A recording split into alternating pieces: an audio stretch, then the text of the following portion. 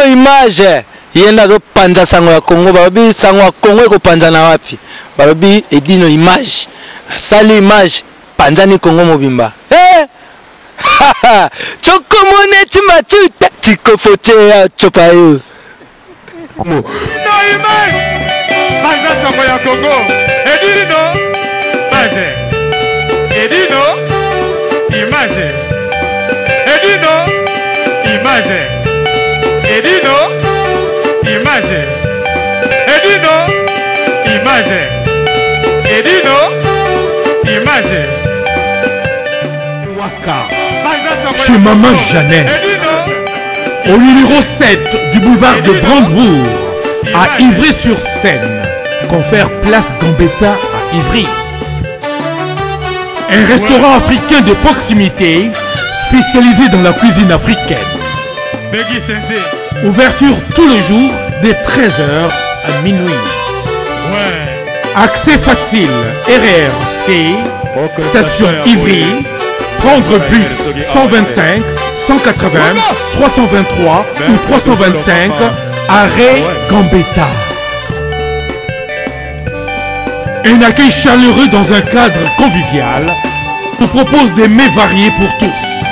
La cuisine africaine à l'honneur, des plats préparés à la demande, à consommer sur place ou à emporter.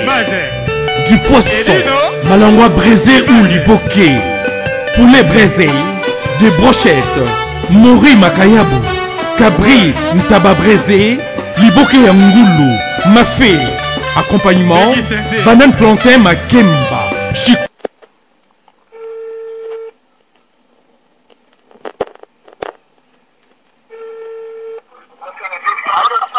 Allô? Allô, bonjour maman.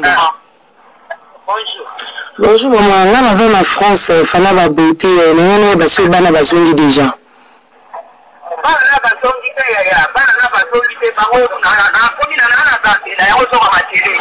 Mais bis autres qui a qui va signer déjà le passeport là-bas.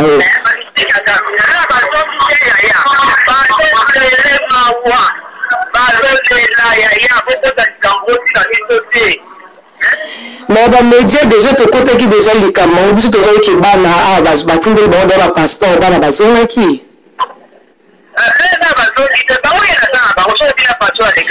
Mais passer notre livraison, passer notre livraison.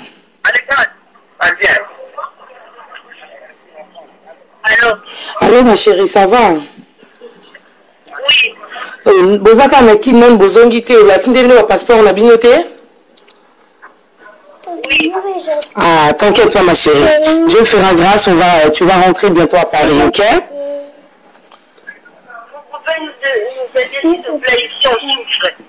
Ok ma chérie, je vais faire de mon mieux, on va passer le message, on va vous aider. Passe-moi ta soeur. Allô ma chérie, comment tu vas? Bien. Comment ça se passe à Kinshasa? Ok, t'inquiète pas, on va faire de notre mieux côté média pour la besoin. T'inquiète pas ma chérie, passe-moi maman.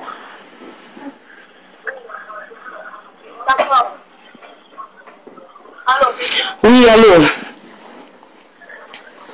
Allô? Oui, allô, madame, là, on a mis qui va zoncer les bancs à passeport, on a mis ces bancs à bazon qui déjà, raison pour laquelle la bague qui n'a bien.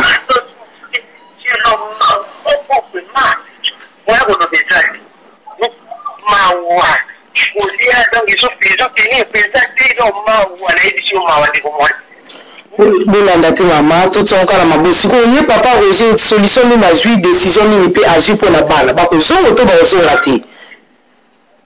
Papa Roger a lu la passeport na ba we bunga ki et na chance. Et bunga ki ndio ni passeport za na ndako. Tu na wana. Ya wo luizo na ki do luizo ko ko oui.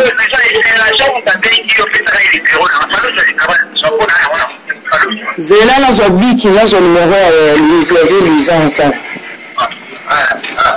Na zo biki na zo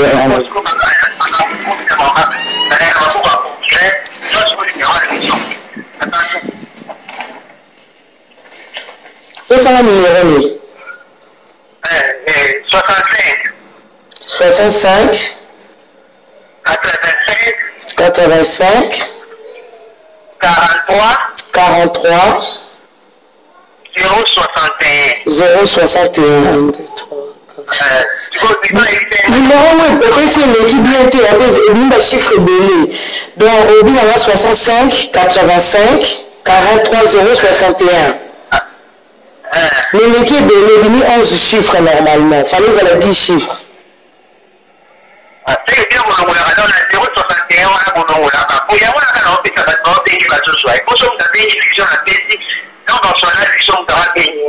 dans le 10, 65. 65, 85, oui. 43, oui.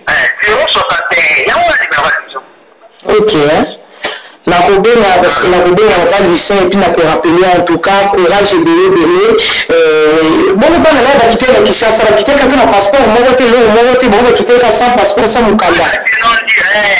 Tu peux donc tout ce qu'on comprend, c'est quand on a été là, il y a un moment où les gens marchent dans la tête, c'est une bonne façon de dire.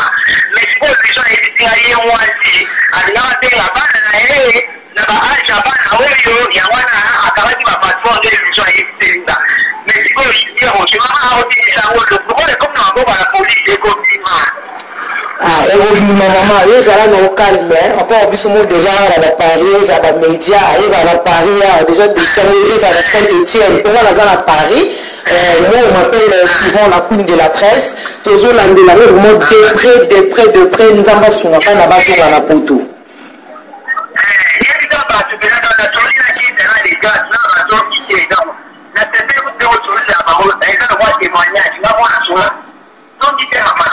Ok maman, ngai na omekana kobenga biso et puis nazo rappeler yo na yeba na suite na. Merci beaucoup. En tout cas, il y a un courage, ma case, la Kinshasa, la juillet, la Kinshasa, c'est facilité. Donc, nous avons la juillet, ça 2 mois. La vie est facile, surtout que on a déjà 2 ans à Poto. Ma message na bilo pour la Poto, ma message na makamno sur la Poto. En tout cas, nous avons vraiment le coup de carte à base à la vie. La Koya très bientôt. En tout cas, début mon bouti Kolanda, on les a qui maman, la Kinshasa, la solina, la jumelle, le qui binomoko, qui est la jumelle, la lui souffrir, la potote, la zone là, qui chasse à Kanabati, la ligne, la bango, on appelle ça la ambassade, papa Roger a dit qu'il y a bon ici passeport Yabana, tu as évité, est-ce vrai, à bon ici passeport Yabana, tu as évité.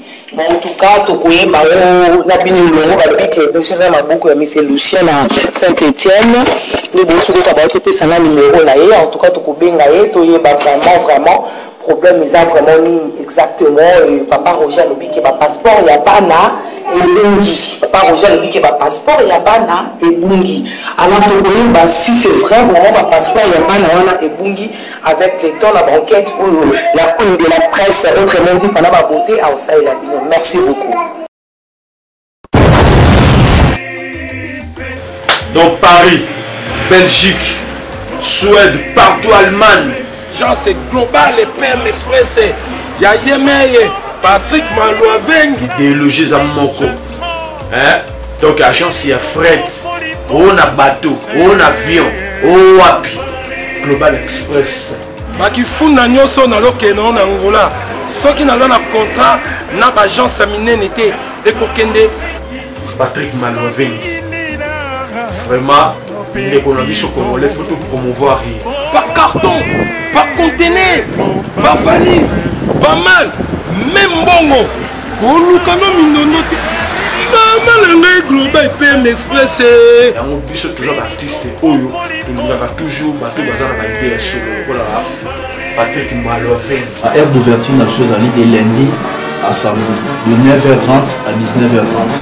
Kinshasa, Brazzaville, Angola. Donc, Patrick Malouavengi à Rara, il aura le tout. Au Day, au Fred, au Wapi, Angola, na Congo Brazzaville, na Congo Bisomoko, RDC Loma Makasi. Oh Nyoso, Alingi, Atina Biloko, Kuluka Mundonote. Tokutani awa na Global Express. Ya Congo epanzana pa wapi? Toana TV moko panza sango ya Congo. Edino image. Kitindindi. Chakudidi. So taite bacheka